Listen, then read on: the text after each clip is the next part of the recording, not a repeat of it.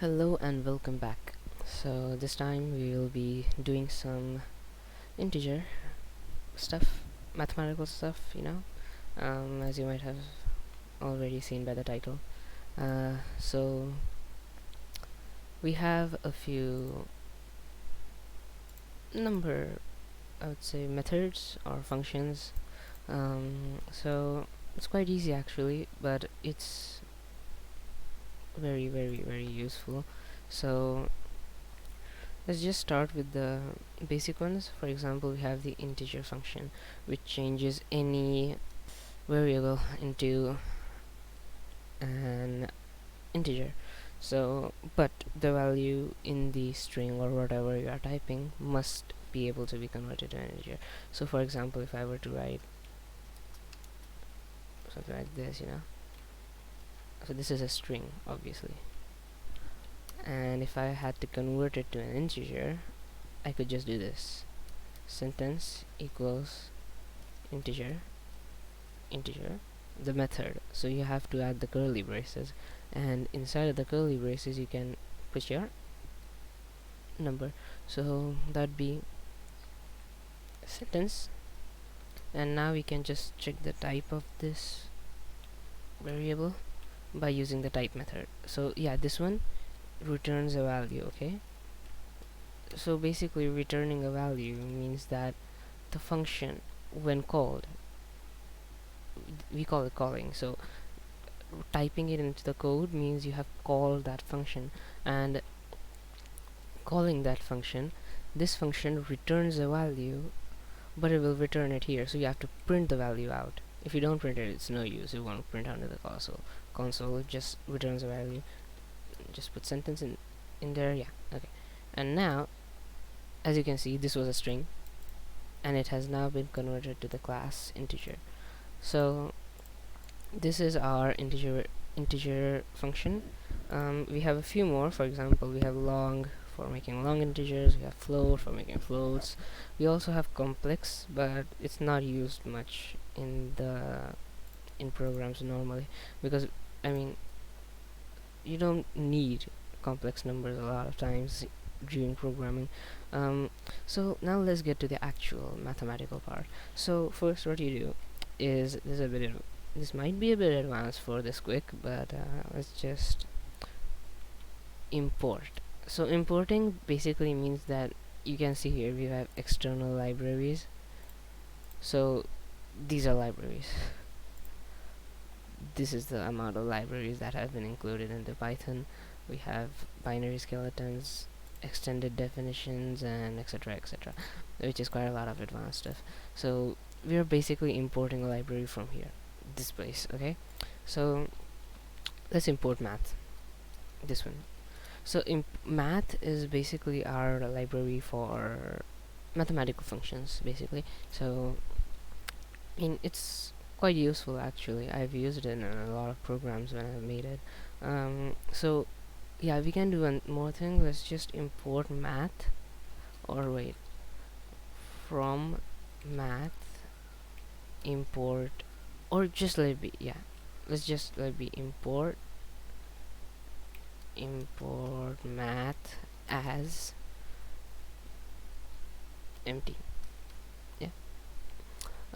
And what you can do, this is one method. So when we write something, we have to do empty dot to access the functions that are inside of the math library.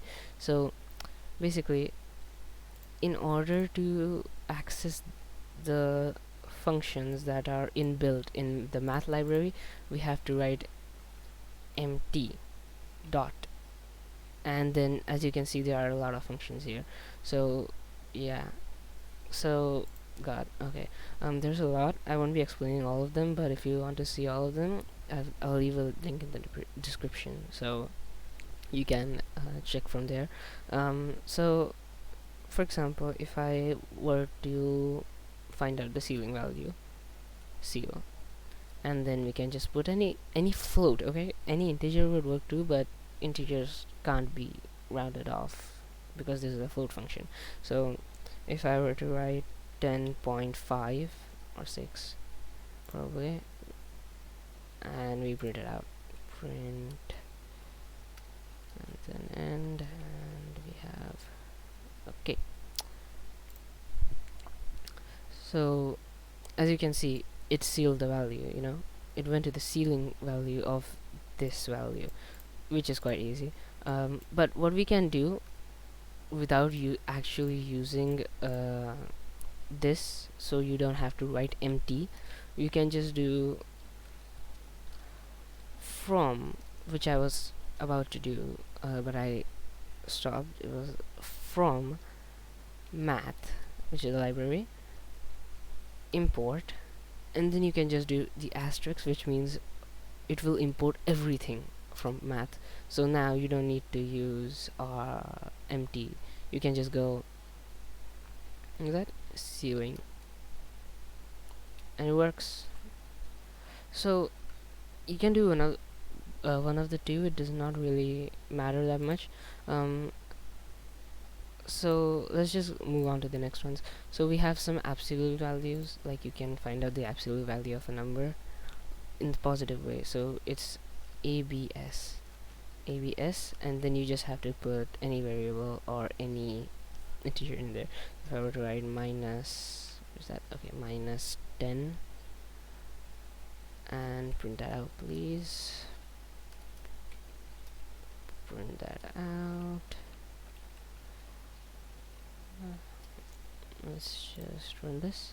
So we get 10 because it is a positive, it's the absolute value, it's the distance from 0 to, what happened there, how is this happening? Okay, so it's the distance from 0 to x, the positive distance from 0 to x. We also have an exponential one, you know, squared or anything like that. We can basically do exponential, like x into x into x into x that time too. But why should we do like why? It's just, it's hectic, really, it's hectic. So what we can do is use the exp variable, function method, and we can put, for example, let's just check the syntax. Okay, yeah, wait, this one is different. So this exponential is different. You probably don't need this, but in making scientific calculators and stuff, you can just use this. So the exponential will do e to the power x, which is a bit advanced for normal users. So let's just leave this one, okay? We also have floor. So floor is the same as seal, but the opposite. So if I were to write 10 point, wait, where is that? Okay, whatever, 3 or 9 or 5 or 7 or whatever. If I were just to do that, it won't work. Wait, print, god, print that, and we can get the floor value of that. And then we also have logarithm, max, minimum, and yes, one of the most important ones, sqrt, square root. So you can just find a root of, where's that, 9, and just print it out, you know. Just go home, print, then this, and we get 3. Awesome, amazing. So we will be doing random numbers next, and for random numbers you have to import another library, which is import, what do you call that, random. Yeah, random, you can see here as rd, for example. Let's just do that, and now we can do print rd, no, what happened, okay, rd dot random, and then we call that function. Okay, there you go. Do this, and we have a random float. But we also have a few more functions which are much more better than this one. We have a rand int function which will provide you with a random integer, and yeah, we need a range for that. Sorry, I forgot. So we have to put a range in it, so we have like x and y coordinates. Okay, so you want a random integer, you can just input the value. I want a random integer from 0 to 5, and then it will just give you a random integer. It gave me 5 this time, it'll give me 5 again, it'll give me 4, 3, 4. It'll give a random integer, so we can use that. We also have a few like shuffle and choice, which are used in strings. I'll leave the link in the description below again. Oh god. Okay, what else do we have? We have trigonometric functions and stuff, and I don't really like that much. We can just do this, and I'll show you one more important thing, which is import math as empty. Okay, and we have one more important thing, which is the pi value. We can just, so you don't have to actually write the pi value, you can just do empty dot pi, probably call it, I don't know. Let's just print our thing here. Okay, and you can just get the value of pi, so you don't have to do crap for using the value of pi. So we have another variable for our range in the mathematical operators. So in case you want to like use the for loop, so for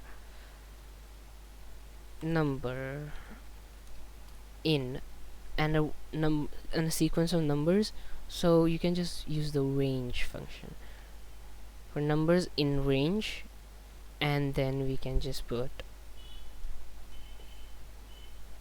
what do you want, 0 to 10, 9, 10.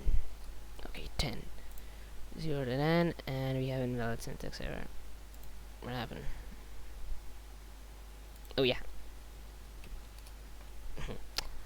And then we can just put pass here, or we can print any all those here. So print number. Okay, so see, we got 1 to 9, and that's awesome. It's amazing actually. So we can just print out the range of numbers all the way from 0 to 10. As you can see, it did not include 10 here, it just went to 9, so the stop integer does not count. This one won't be printed, the one before this will be printed. So let's just get over with it, because this will be all for this video. We'll do another one in a while. I'll probably release due today.